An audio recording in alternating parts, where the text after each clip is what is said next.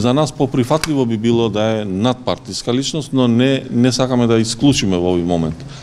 Да видиме која личност би била прифатлива повеќе кај граѓаните. Многу е битно да видиме во однос на анкетиве кои личности, дали партиски, непартиски, подобро поминуваат кај граѓаните во овие анкети. Критериумите за кои зборавме начелно треба да биде личност која била внимателна во минатото во политичка смисла, која не давала несреќни изјави и не била негативно настроена кон ниту една заедница. Особено за нас во овој случај е битно кон албанската заедница, затоа што ние треба да ги мотивираме нашите гласачи.